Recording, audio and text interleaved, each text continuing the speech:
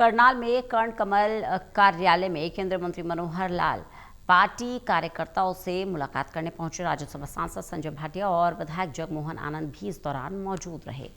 Media से बातचीत में केंद्रीय मंत्री मनोहर लाल ने कहा कि कार्यकर्ताओं को मिलने का एक समय निर्धारित किया गया था। बड़ी मात्रा में कार्यकर्ता पहले उनसे रेस्ट हाउस में मिले, इसके बाद कर्ण कमल कार्यालय में कार्यकर्ताओं ने मुलाकात की। मनोरंजन का सब लोगों की अपेक्षा होती है। जब भी करनाल आते हैं लोग उनसे मिलते हैं, अपनी बात रखते हैं, इसके बाद आगे के कार्यक्रम तय किए जाते हैं। मैं कभी इन चर्चाओं पर ध्यान नहीं करता हूँ। जब कोई चीज होती है सामने आती है तो आपको भी पता लगेगा, हमको भी पता लगेगा। देखिए, क्योंकि पहले केवल थर्मल के ऊपर हम डिपेंड होते थे, लेकिन जब पता ये ध्यान में आया कि प्रदूषण को कम करने के लिए हमको सोलर और हाइड्रो पावर प्रोजेक्ट्स को ज़्यादा बढ़ाना होगा, तो हमने थर्मल भी देश भर में इसको बढ़ाया है। आरई के नाते से अब हमारा नॉन फॉसिल पावर का शेयर ये फॉसिल से बढ़ गया है। अब 54% के लगभग नॉन फॉसिल पावर हो गई है।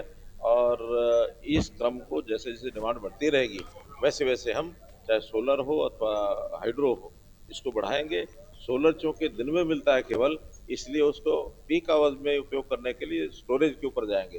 बैटरी स्टोरेज है या पंप स्टोरेज है, ऐसे सिस्टम भी अब तेजी से आगे बढ़ रहे हैं। देखिए, चूंकि एक अपने आप में एक बड़ा पेचीदा ये विषय है, क्योंकि जब शुरू में तेल बढ़े थे तो उस समय साथ साथ रिटेल के जो दाम है नहीं बढ़ाए गए थे, लेकिन बड़े मात्रा में सरकार ने उन विषयों को अपने आप भी एक प्रकार से लागू किया, तो अपने पास से भी खर्च किए हुए हैं, बजट में से भी काफी खर्च किया हुआ है।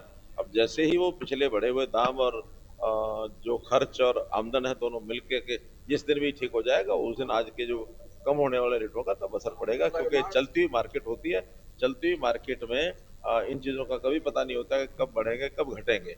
क्योंकि अभी भी समस्या के बारे में ठीक है सद्भावना रखी जा रही है कि समस्या खत्म हो गई है, लेकिन जब तक महीना 2 महीना ना निकले तब तक ये नहीं कहा जा सकता कि समस्या किस रूप में समाप्त हुई है नहीं हुई है। ये थोड़ा इसमें समय लगता है।